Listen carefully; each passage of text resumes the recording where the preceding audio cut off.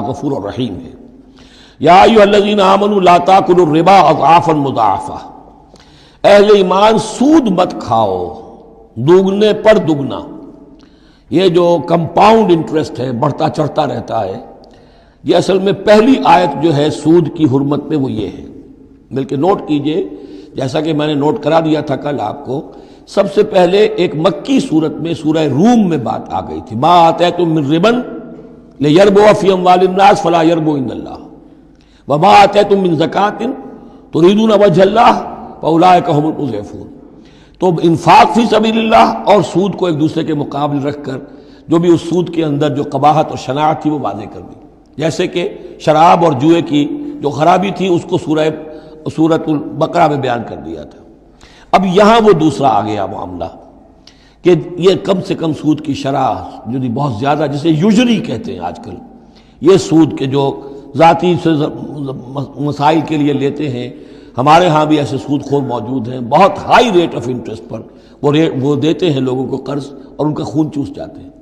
تو پہلے اس سود کی مذمت آئی ہے، آخری حکم ہے پھر اس سود کا جو بیع کے اندر سود ہے، وہ ہے وہ حکم کہ جو سن 9 میں نازل ہوا، لیکن ترتیب مصحف میں وہ سورہ بقرہ میں ہے، وہ پورا رکوع ہم پڑھ چکے ہیں۔ اس رکوع کی آخری آیت وہ ہے جو قرآن مجید کی آخری آیت ہے ترتیب نزولی میں، وَاتَّقُوا يَوْمًا تُرْجَعُونَ فِيهِ إِلَى اللَّهِ۔ یہ کیوں یہاں پر آیت آئی ہے؟ اس لیے کہ محسوس ایسا ہوتا ہے کہ وہ جو 35 تیر انداز وہاں سے چھوڑ کر چلے گئے تھے، تو کوئی ان کے تحت الشعور میں مال غنیمت کی کوئی طلب تھی جو نہیں ہونی چاہیے تھی۔ اس حوالے سے کہ سود خوری جو بھی ہے یہ انسان کے اندر مال سے محبت ایسی پیدا کر دیتی ہے جس کی وجہ سے اس کے کردار کے اندر بڑے بڑے خلا پیدا ہو سکتے ہیں۔ لہذا یہاں اسی کے حوالے سے یا ایھا الذین آمنوا لا تاکلوا الربا اضعافا مضاعفۃ واتقوا اللہ لعلکم تفلحون، اور اللہ کا تقوی اختیار کرو تاکہ تم فلاح پاؤ۔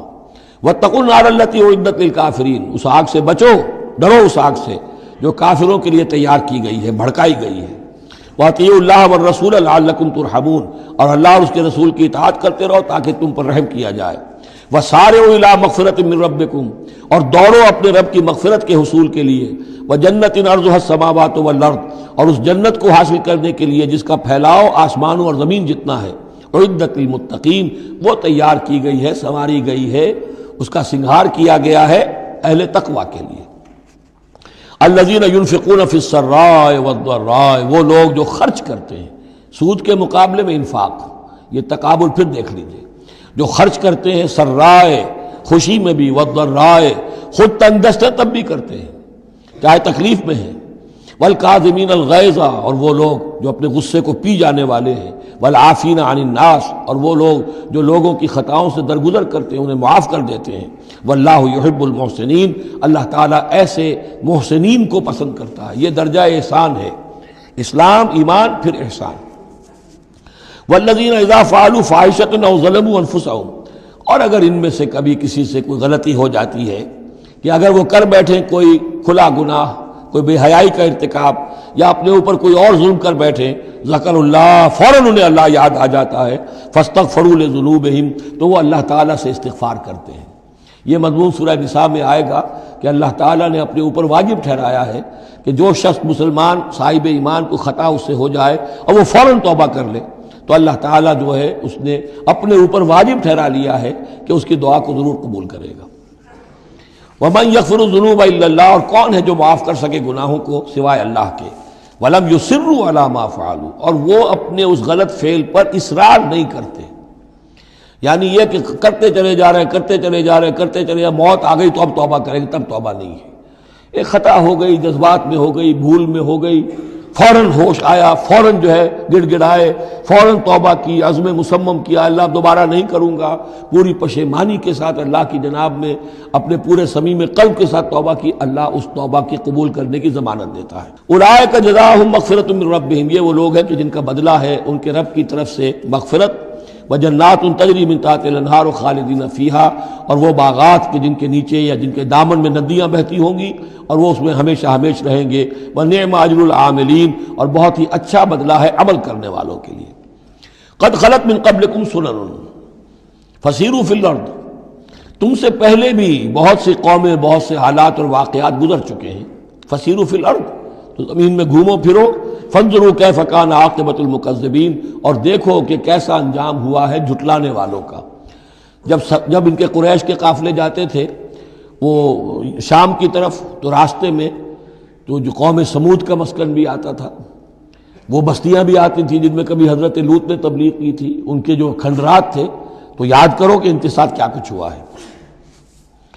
ھذا بیان للناس وھدی وموعظۃ للمتقین، یہ بیان ہے لوگوں کے لیے، وضاحت ہے لوگوں کے لیے، اور ہدایت ہے اور نصیحت ہے متقین کے حق میں.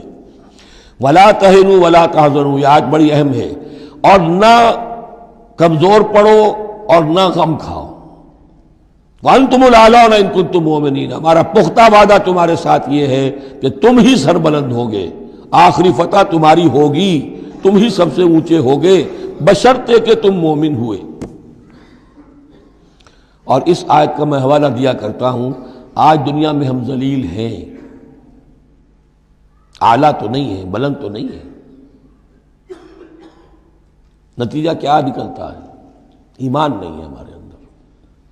ایک عقیدہ ہے، موروثی عقیدہ ہے، ایمان، یقین والا ایمان، burning faith, living faith, conviction, وہ کہاں ہے؟ یا پھر قرآن اللہ کا کہنا جھوٹ ہے. انتم الاعلون ان کنتم مؤمنین. ہو نہیں سکتا کہ امت کے اندر ایمان موجود ہو اور پھر وہ دنیا میں ذلیل و خوار ہو. ان یمسسکم قرح فقد مس القوم قرح مثلہ. اب ظاہر بات ہے کہ اتنی بڑی جو ایک چوٹ پہنچی تھی، 70 صحابہ شہید ہو گئے، اس میں حضرت حمزہ بھی ہیں، مصعب بن عمیر بھی ہیں. انصار کا کوئی گھرانہ نہیں تھا. واپس جب آئے ہیں حضور صلی اللہ علیہ وسلم اور مسلمان، تو ہر گھر میں کوہرام مچا ہوا. اس وقت تک میت پر بیان کرنے کی بھی ممانعت نہیں ہوئی تھی. تو عورتیں جو ہیں وہ مرثیے کہہ رہی تھیں، بیان کر رہی تھیں، ماتم کر رہی تھیں. اس حال میں خود حضور صلی اللہ علیہ وسلم کی زبان مبارک سے الفاظ نکل گئے، اما حمزہ تو فلا بواکی لہ. ہائے حمزہ کے لیے تو کوئی رونے والی بھی نہیں، کیونکہ حمزہ کی کون یہاں خواتین ہیں رشتہ دار؟ حمزہ تو مہاجر تھے. انصار کے گھرانے میں جو خواتین ہیں وہ تو اپنے اپنے مردوں کی، اپنے اپنے شہیدوں کی، مقتولوں کی جو ہے وہ کر رہی ہیں، بیان کر رہی ہیں. اس پر پھر انصار نے جا کر اپنے گھروں سے خواتین کو حضرت صفیہ کے گھر بھیجا، حضرت حمزہ کی ہمشیرہ، کہ وہاں جا کر تعزیت کرو. تو بہرحال دکھ تو محمد کو بھی پہنچا ہے صلی اللہ علیہ وسلم. آخر یہ حساس دل تھا آپ کا، پتھر کا کوئی ٹکڑا تو نہیں تھا سینے کے اندر. جو بھی زخم پہنچی ہے، یا اللہ تعالیٰ اہل ایمان کی دلجوئی کے لیے کہہ رہا ہے کہ اتنے غمگین نہ ہو، اتنے ملول نہ ہو، اتنے دل گرفتہ نہ ہو. ان یمسسکم قرح، اگر تمہیں کوئی چرکا لگا ہے اب، فقد مس القوم قرح مثلہ، تو تمہارے دشمن کو اس جیسا ہی چرکا لگ چکا ہے کہ نہیں؟ 1 سال پہلے ان کے 70 مارے گئے تھے کہ نہیں؟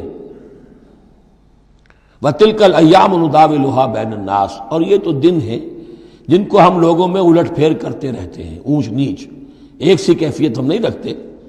وَلِيَعْلَمَ اللَّهُ الَّذِينَ آمَنُوا، اور یہ اس لیے ہوتا ہے کہ اللہ دیکھ لے کہ کون حقیقتاً مومن ہے. اس لیے کہ امتحان نہ آئے، آزمائش نہ آئے، تکلیف نہ آئے، قربانی نہ دینی پڑے، کوئی زک نہ پہنچے، تو سبھی مومن ہیں. پھر تو پتہ چلتا ہے کہ کون ثابت قدم رہا، کس نے اپنا سب کچھ لگا دیا، کس نے صبر کیا. تو اللہ تعالیٰ جاننا چاہتا ہے، دیکھنا چاہتا ہے. وَلِيَعْلَمَ اللَّهُ الَّذِينَ آمَنُوا وَيَتَّخِذَ مِنكُمْ شُهَدَاءَ، اللہ چاہتا ہے تم میں سے کچھ کو مقام شہادت عطا کرے، اپنی گواہی کے لیے قبول کر لے انہیں. وَاللَّهُ لَا يُحِبُّ الظَّالِمِينَ، اللہ ظالموں کو پسند نہیں کرتا.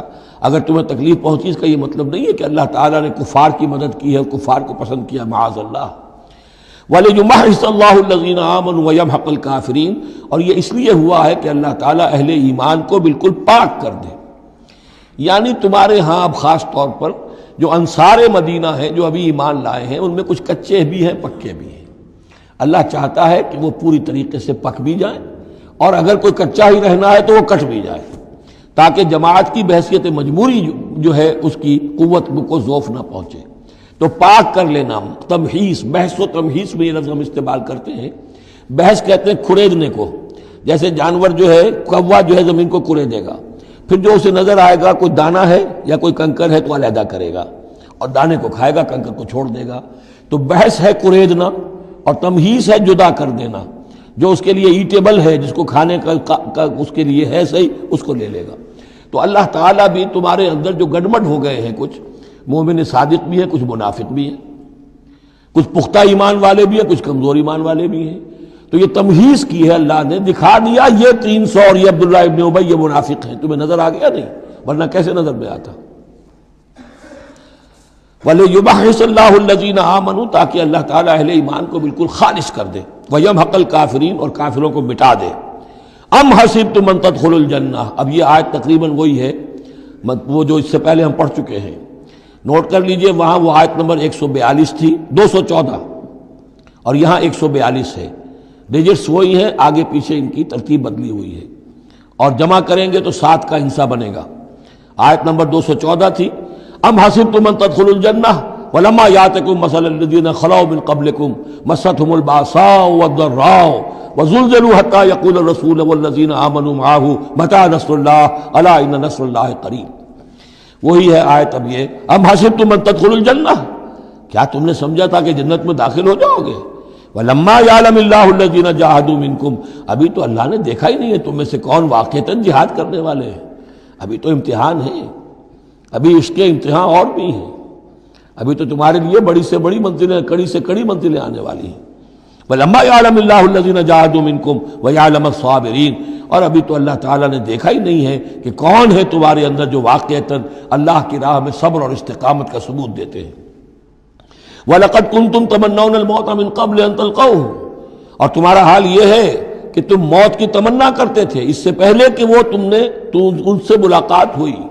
یہ وہ جو نئے لوگ ایمان لائے تھے اور نوجوان تھے، ان کا تھا ہمیں تو شہادت چاہیے اور ہم تو کھلے میدان میں جائیں گے، یہ اب ان کے اوپر تھوڑا سا تبصرہ ہو رہا ہے کہ اس وقت تو شہادت کا بڑا ذوق و شوق جو ہے اور جوش جہاد اور ذوق شہادت کا اظہار ہو رہا تھا، اب تم نے موت دیکھ لی ہے نا، تو یہ ہے موت، اتنی اچھی چیز نہیں ہے موت، اتنی آسانی سے انسان اسے قبول نہیں کرتا۔ وَلَقَدْ كُنْتُمْ تَمَنَّوْنَ الْمَوْتَ مِنْ قَبْلِ أَنْ تَلْقَوْهُ، تم تمنائیں کرتے تھے موت کی، شہادت کی، اس سے پہلے کہ اس سے ملاقات ہوتی۔